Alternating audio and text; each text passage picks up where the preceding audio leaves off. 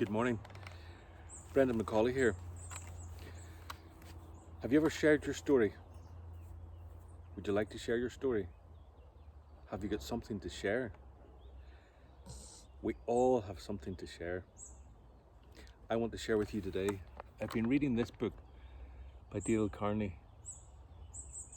It was first published in 1936. How to Win Friends and Influence People in the Digital Age. Now, I remember years ago, in my father's study, he had a book, How to Win Friends and Influence People. Now, this one has been updated in the digital age.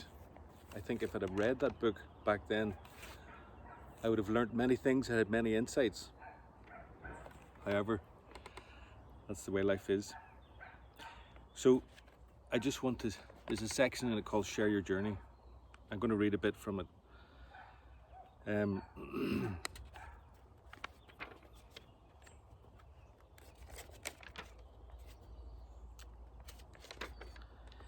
In April 2003, author David Kuo was driving home from a party with his wife.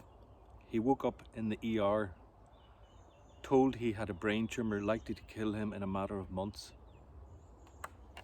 At 3 o'clock on that Palm Sunday morning, David and his wife Kim faced a decision. How much of their story did they want people to know? How willing were they to share it? The tendency to remain private. But they resisted the impulse, and Kim started calling friends, telling them the story and telling them to tell others so that they could pray. Within hours, a page for them was set up on caringbridge.org, a non-profit site where people facing serious illness can post updates, needs and anything else that they would like. In the weeks and months that followed, the Kuos decided that the more information they could share, the more people they could help. They knew they were hardly alone in their cancer battle. That decision was life-changing for them. They saw their story as part of something far larger than them.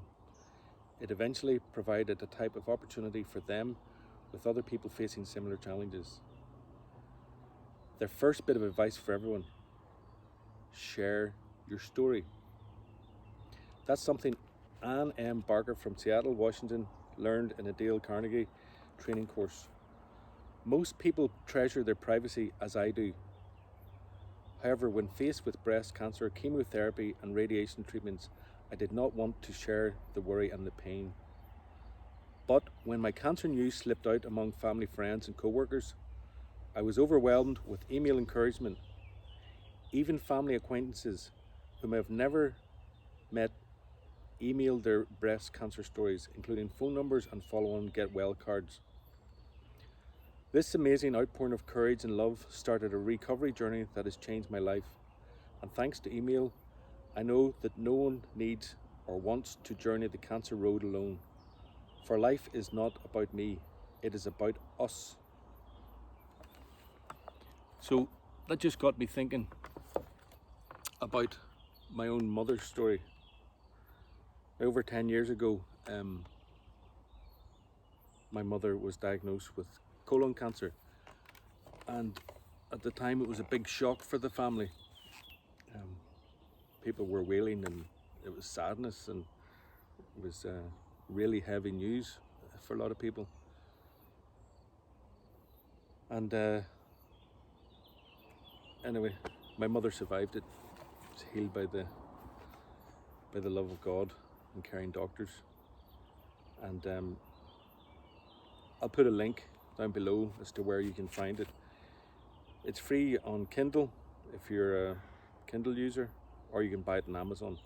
But I'm telling you this story not to try and buy it or sell it.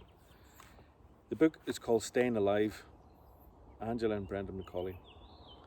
Staying Alive, Irish mother of 14 children healed of 4th stage colon cancer by God's power and her family's love.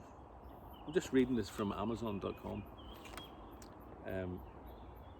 So some of the initial descriptions, you get a free chapter from it if you want to look through.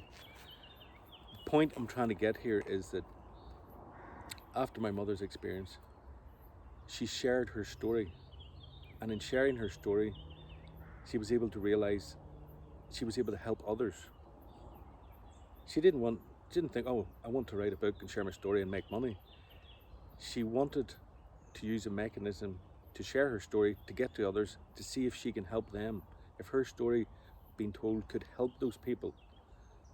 One mechanism she was aware of was write a book, because her husband Brendan had written books, so there's a way of getting it out. In this day and age, with many ways of getting it out now because of the digital age.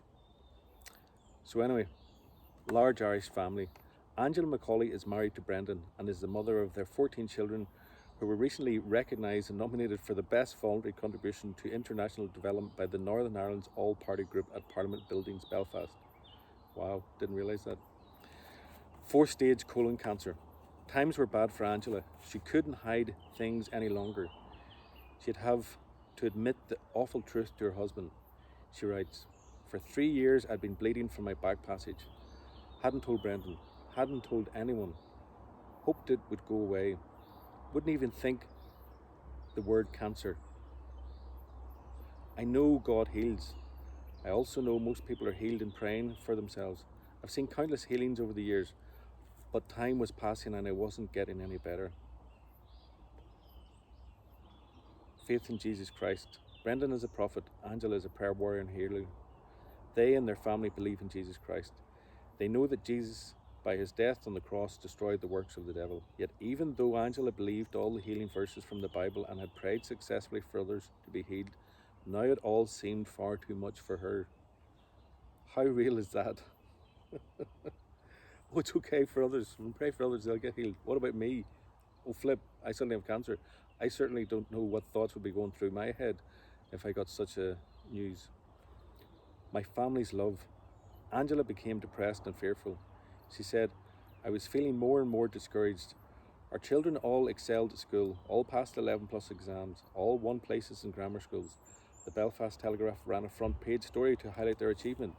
They'd gone to the best universities: Oxford, Cambridge, LSE, London, Liverpool, Aberdeen, Glasgow, Edinburgh, Dundee, Trinity, Queen's and the University of Ulster. But I was feeling neglected. I was maintaining our home and praying for my family, but it felt like an endless and thankless task. Brendan was getting on with his own work, preaching, praying, prophesying, dreaming, writing and travelling. He'd been to over 60 nations, and though I'd been to a couple of dozen of nations with him, I still felt like I was going nowhere. It seemed my family was doing their own thing and I was left behind. I was losing perspective. My bleeding started around this time. Questions, questions, questions. After her diagnosis, Angela had many questions. She said, "By now our extended family all knew I had cancer. They were anxious to know whether it spread or not. Everyone wondered what the future might hold. Would I live to celebrate my 60th birthday and my 40th wedding anniversary in the coming year? Would I live to see my children's children as God had promised me? Would I live to see all my children's graduate from university, see all my beautiful girls married, hold their lovely babies in my arms? God won't let us down." Brendan wasn't anxious. He said, "God won't let us down," and he was right. Being health is a heartwarming, honest and down-to-earth account of how God mobilised the body of Christ to come to Angela's rescue. A real page-turner. It's also a poetic, prophetic and romantic book that chronicles God's grace to a loving family who knew how to dream, pray and prophesy. A great inspiration and encouragement to anyone facing sickness. God still heals. The book's actually called Staying Alive. So I remember at the time when hearing the news, it was bad news, of course. I don't know whether it's me or there's something wrong with me, but I didn't feel sad or depressed or think, oh, this is the end of the world, my mother's going to die. My mother's still alive 10, 11 years later. Now, she had her own internal issues to deal with, and she was able to deal with them and found healing, and as a result of that, was healed herself. And she was able to share with others. And in sharing with others, she has been able to help others who have gone through cancer, who've gone through the same emotions, the same concerns, the visits to the hospital, the sad days, the low days. At the end of the day, sharing is one of the best things that we can do, sharing our stories. I recently, I'm looking into many different options and different things in my life. And one thing I found, even in business, even in our day-to-day jobs, we don't share enough. We all live behind this facade that, oh, we're fantastic, we're amazing, we can do such a good thing, and oh yeah, my life's perfect, I'm so good, I have this, I have that. Inside, we're all hurting, we're all in pain, but no one shares it in this day and age. We're all Facebook, Instagram, Twitter, TikTok, whatever it is. Oh no, life looks beautiful, I'm having such a great time, it's all so good. We're all in pain inside. People need to share. We need to talk and share together. We're all humans. We all have similar pains. And by sharing with each other, we can help others get out of their pain. We can help others to find a way forward. Life is a journey. It never ends. Well, until we die, of course. But it's not as if, oh, if I get this, that's it, I'm going to be perfect. Because when we get that thing we want, or we're waiting for, or striving for, there'll be something else that'll come along. It's a never-ending journey. We need to enjoy that journey, enjoy that path. So I'd like to encourage you and question you and challenge you. Have you shared your story? You have a story to share. You've had life experiences. Share your story. I'd love to hear your story. Leave a comment below, reach out, email, anything. Share your story. If you want to see part of my story, you can follow the links below to my own personal website. I hope you have a great day. And it's been a pleasure sharing with you. Now go and share your story.